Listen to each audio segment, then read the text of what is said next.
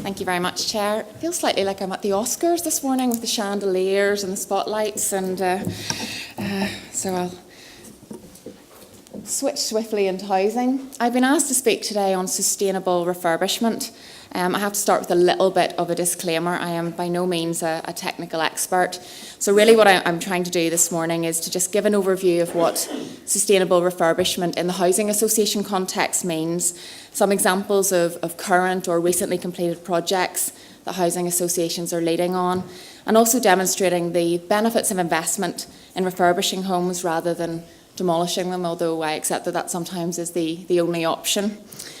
Sustainable to me is obviously about the social and the economic as well as the environmental. I've concentrated primarily on the environmental today, but hopefully I can give some indication of what addressing the wider social and economic issues, some of the value that investing in refurb and retrofit can bring to those.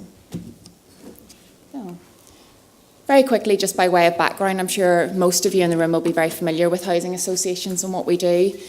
A little bit about my organisation. We're the umbrella body for housing associations. We've got around 30 members.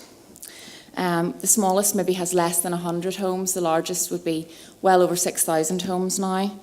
Our job is really to represent housing associations on a range of issues and ensure that we have a policy and funding environment that allows our members to deliver the best possible outcomes for tenants and the communities they're working in.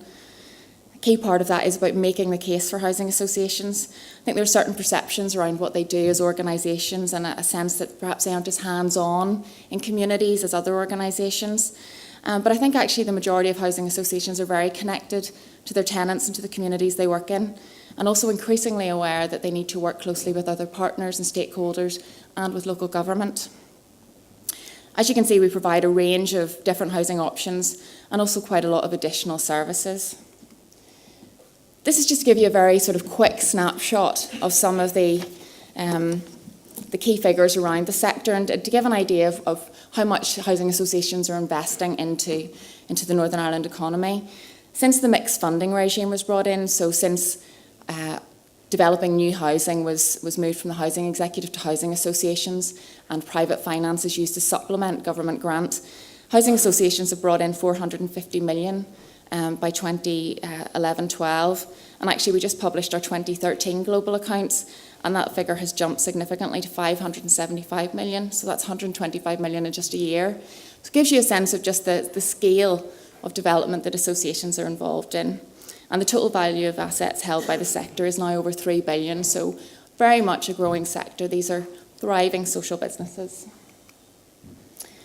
This is a little bit of the policy context, and again, I'm sure you'll be familiar that Northern Ireland has now got its first housing strategy, published by Minister McCausland. This gives us a bit of the context that housing associations are operating in around sustainable new build and refurbishment. So there's a key focus on sustainable homes, markets, finances, and a sustainable housing system. Very much part of that is a focus on energy efficiency. Obviously, you'll be well aware that there was a big push on double glazing. Those of the housing executive homes that didn't actually have double glazing, that's been a programme for government target. But there's also a lot about raising minimum standards, tackling empty homes and stock transfer, and then housing-led regeneration, which again is a big priority within the strategy and for this minister. It's about the bigger regeneration piece and creating sustainable communities in areas of multiple deprivation. A key objective outlined in the strategy is improving the fabric and management of existing housing. So obviously you can see energy efficiency is key to that, as is improving minimum standards across all of the housing stock in Northern Ireland, so not just social housing. Again, this will be a very familiar picture to you, the regulatory requirements, you'll be very familiar. We must now comply, well, we always have complied with building regulations, but whereas housing associations used to be very strongly governed by the Code for Sustainable Homes, that has now been removed. It was seen as being very prescriptive and associations felt that in some cases they were adding in features that were actually more appropriate for the south of England and rainwater harvesting and things like that just weren't necessarily appropriate for some of the context in which they were developing.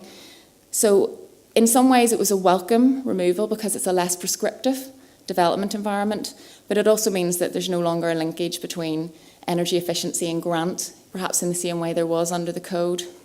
Obviously, the new Part F requirements and building regulations are in line with Code 3 of the Code for Sustainable Homes, so there is a much greater emphasis on energy efficiency. And also, housing associations are also governed by a decent home standard and very much an emphasis on thermal comfort. I wanted to include this just to give you a sense of what's happening across the UK.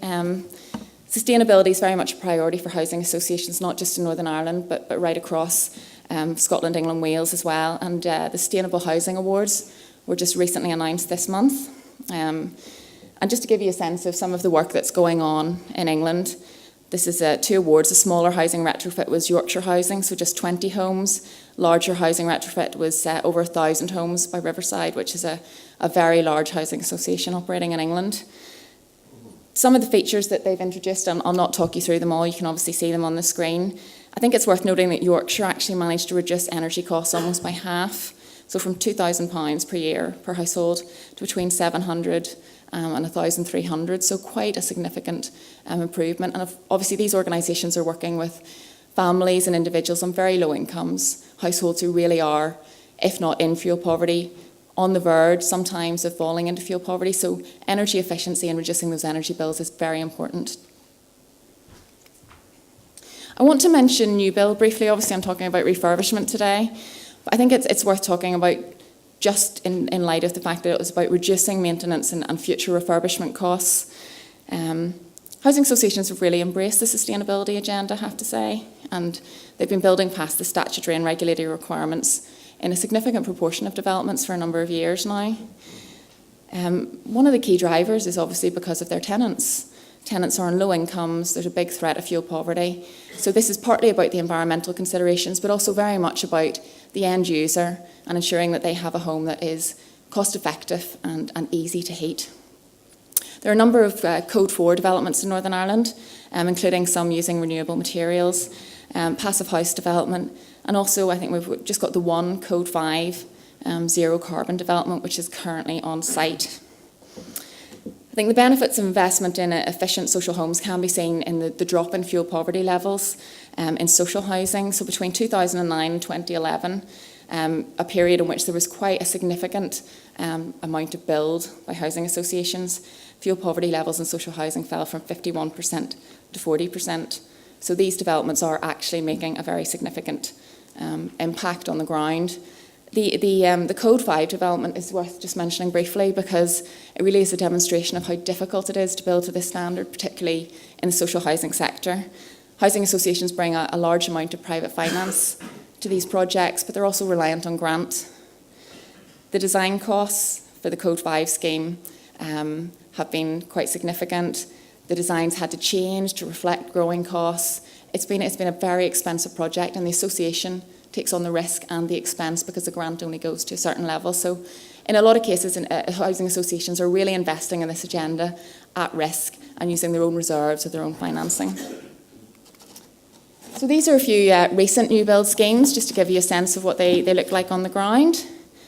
This is across a range of housing associations, and Joan, you'll recognise the one in the top right-hand corner. It's Clanmills, Caffrey Hill, which has been a very successful and large-scale new build scheme. But there are some from Newton Abbey, Lisburn, Carnlough, Downpatrick, so right across Northern Ireland. Carnlough's a Code 4 scheme. It's built with timber frame, hempcrete outer skin, and insulation via sheep's wool and recycled paper. It was actually the largest scheme in Ireland built during this method at the time. Very good levels of insulation in the properties. They're airtight, they've got triple glazed windows, mechanical ventilation, heat recovery, and condensing oil boilers. And actually as well, there's an increasing use of timber frames in housing association new build schemes as well. I wanted to mention the Village Regeneration Project briefly. New build are the homes of the future. So ensuring that we build sustainably now with a focus on energy efficiency means there's less need for intervention down the line. But the reuse of existing buildings is obviously inherently more sustainable as an option from the point of view of the fabric of the house, but also the fabric of communities. And it's that sustainability of communities and maintaining the existing fabric that's been so important in this scheme. It's a good example of a large-scale regeneration project that's attempting to regenerate through a mix of new build and refurbishment, so it doesn't have to be an either-or option. You can encompass both. The top image is from 2008 and obviously shows you the serious levels of decline that had hit this area.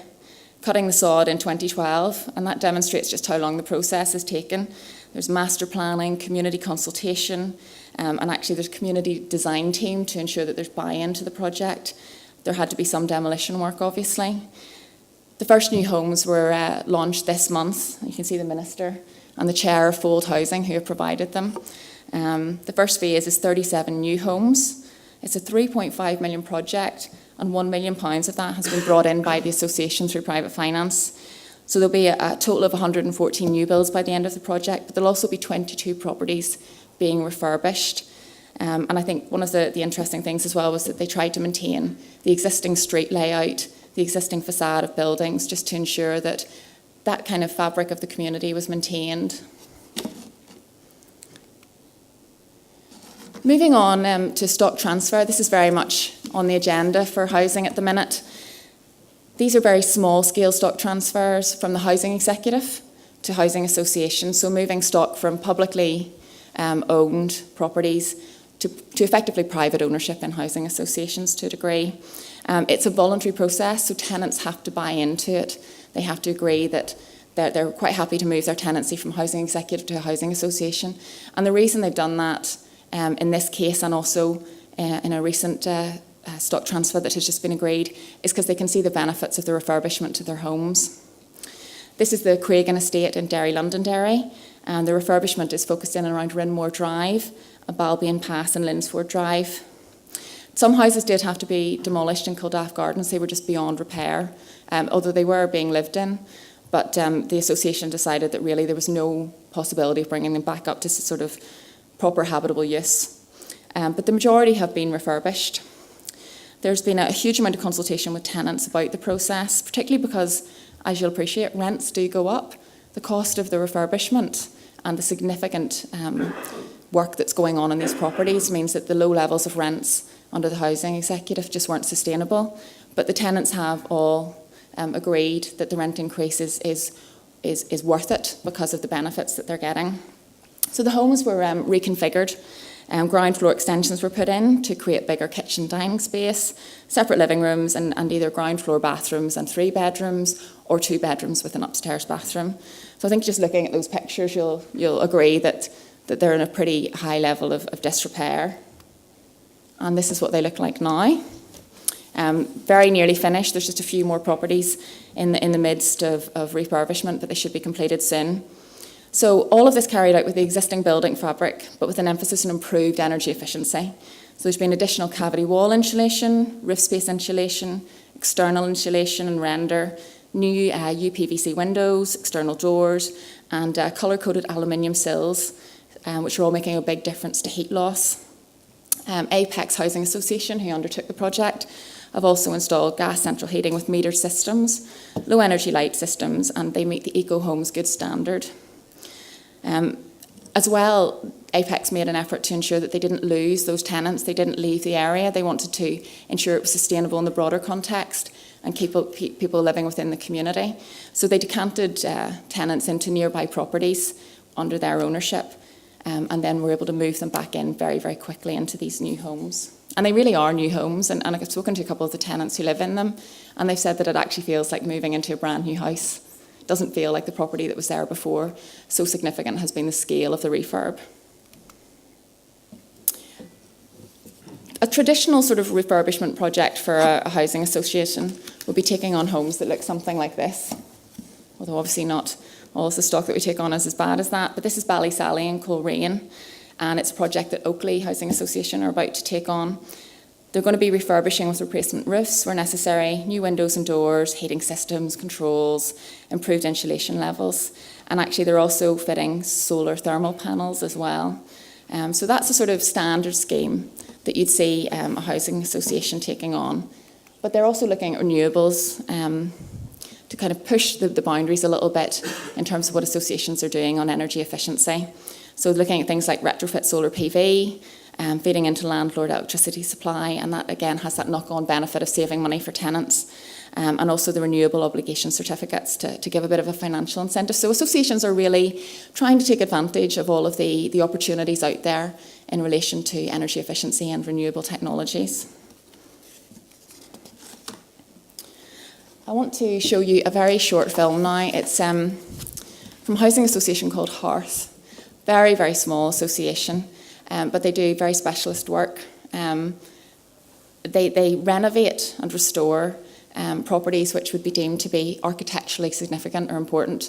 Not just listed buildings, but properties with perhaps a unique character, and they're trying to bring them back into use for social housing. So they're allocated to people on the Common Selection Scheme, people who are in objective need of social housing, and they'll move off the list into one of these properties. And it just gives you a little bit of a sense of the work that this association is doing, and it kind of is being replicated to a degree across other associations. But this is quite a unique project. It's in Belfast, and it's looking at traditional terraced housing. And hopefully, oh, no.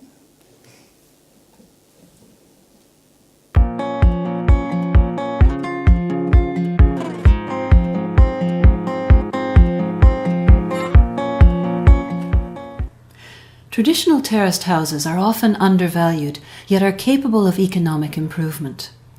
These late Victorian houses on McMaster Street in Belfast have many distinctive architectural details. It is possible to improve the houses without losing that character.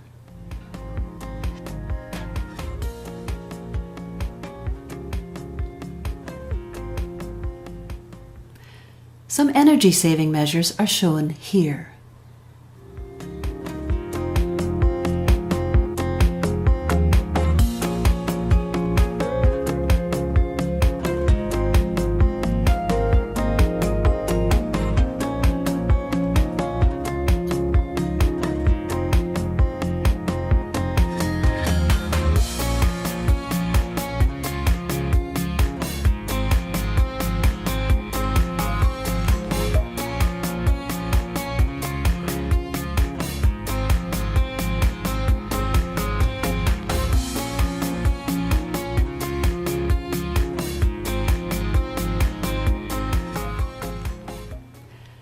More basic improvements include the use of heavy curtains and installing an energy monitor and more efficient boiler.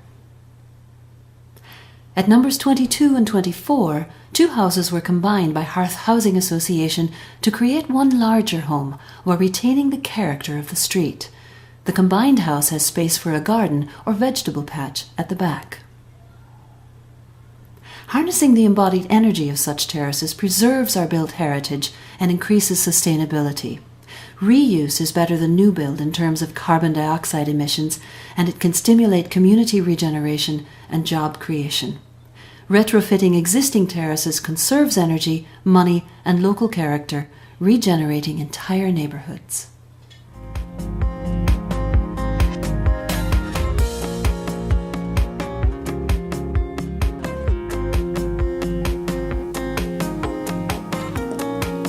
One of the challenges with projects like this is that quite often it's not necessarily what tenants and communities want.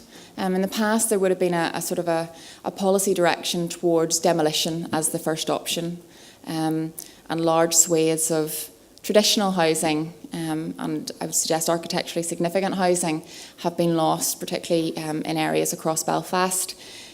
And by and large, that's because that's what people want. They want a new house. They want a back garden for kids to be able to play in. They want an upstairs bathroom. They don't want to live in a traditional property. It's not perceived as the best housing option. And obviously, housing providers like the Housing Executive and housing associations are in very large part and rightly led by consultation with communities and by what their tenants, both existing tenants and new applicants from the waiting list, are likely to want and what they feel will be the right sort of property for them to live in and bring their families up in. But I think whenever we can do projects like this, whenever Hearth are able to very clearly demonstrate that you can turn a traditional type home, a terrace home, into a very livable in property which feels modern, which has a back garden, which has space for all of those things that families want. I think that really helps to make the case for more and more refurbishment. And as the video stated, I mean, you're using the embodied energy. It's a more energy efficient way to tackle large areas rather than just demolition and new build. And with new builds, you necessarily get a smaller footprint than you would have done previously. So you get less homes.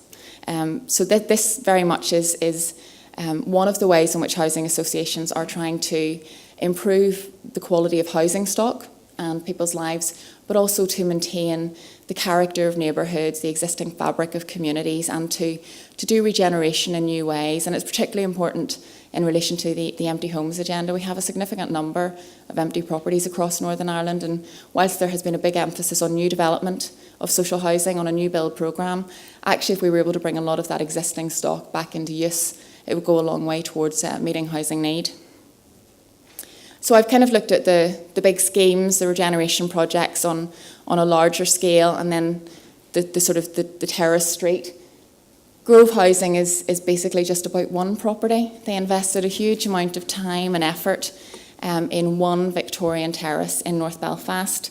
It was very much seen as a prototype development, and I think the guiding principle for the project, according to the architect and engineer who worked on it, was that one experiment is better than 1,000 expert views. I think it has been very much a labour of love. It took much longer than was originally intended. It cost a lot more than was originally intended, but I think it has been worth it, and certainly it's now being lived in, and the tenants in the property are finding it a very comfortable home, and they're actually saying that they've got significant energy savings as well.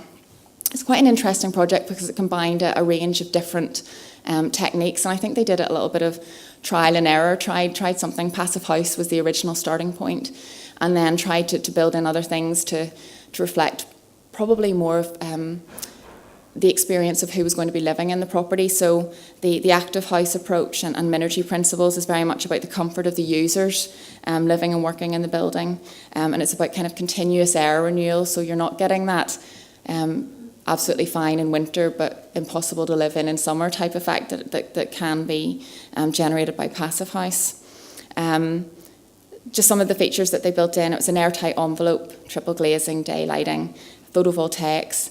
It's worth mentioning though that whilst the associations are looking at things like renewables, they're very much focused on fabric first, doing what they can with the existing building and things like insulation and you know, draft proofing and those sorts of things. So that's very much the focus, but because this was a prototype, they kind of threw everything at it to a degree as well. There was a sort of systematic deconstruction of the property to see what could be retained, but interestingly, earlier rehabbing in the 1980s had left toxic mould growth and wet rot, and the roof had also rotted because of the insulation had been incorrectly fitted. So the old roof had to be removed and a new roof lifted on, and it was actually taken off, put back on and made weathertight within 24 hours. The engineer on the project said very much that domestic retrofitting is still in its embryonic stage. This has been a learning process for everyone involved in the Grove House. But you can see the CO2 ratings demonstrate significant energy savings, and the total energy bill, you know, very, very low. For a tenant on a low income, this is a very good outcome. There's ongoing monitoring and performance evaluation of this property across a range of government agencies, because this wasn't just a DSD and housing association-led property. DEDI were also involved, there were other funders, so very much a lot of buy-in across government for this type of project, for this individual retrofit. And so it'll be interesting to see. I mean, it's really not been completed very long, I'd say about a year. It'll be interesting to see as time goes on what additional benefits are realised. Just a few final thoughts. I'm hopefully going to come in on time. 27% of all UK carbon emissions are from homes, which is a significant amount. And 60% of all dwelling stock in the UK is pre-1980. Housing associations actually are doing okay because they mostly started building from 1980 onwards. So the average energy rating on their properties, their EPCs, is around 70. compared to the Northern Ireland average, which I have been led to believe is about 57. So they're already quite energy efficient simply because they're newer properties. But housing associations are also really significantly investing in energy efficient new build, sustainable new build and sustainable refurbishment of both their own properties, housing executive properties, and actually in some cases now privately owned properties through the Empty Homes Initiative. I think there's a need for universal retrofit. It's something that's been raised in Northern Ireland before. The Commission on the Future for Housing in 2010 said that we need a universal retrofit scheme. We had the Green New Deal, which came and sort of went without any significant progress on it being made. I think it's something that the executive will increasingly need to look at, because it's not enough just to be investing in new build, social and private housing. And I know across the private sector and social sector, standards are very high and energy efficiency is a key consideration. But we need to look at that existing stock, both from environmental perspectives, but also from the point of view of the people who are living in the properties. Sustainable new build, refurbishment and regeneration is an expensive business. So many smaller housing associations struggle to take part in that agenda because they simply can't afford it. Even the larger associations are having to bring in significant amounts of private finance. So I think recognising it as a priority across government and that kind of joined up approach and collective investment in retrofit is definitely a key way to go. It also helps with other government priorities around apprenticeships, jobs, training opportunities, and that's very much an area that housing associations are trying to move into, working with their tenants, with people living in their communities, trying to involve them in these projects and trying to ensure that they get a sort of a longer term skills or opportunities coming out of working on these sorts of refurbishment and in some cases new build schemes. There is, as I say, a focus on fabric first. It's insulation, insulation, insulation across associations. Renewables, I think, have their place and they are being looked at. There's been quite a big use of things like photovoltaics. That's becoming standard across association build at the minute and also in refurbishment. But I think associations recognise that looking at the core fabric of the house needs to be the starting point.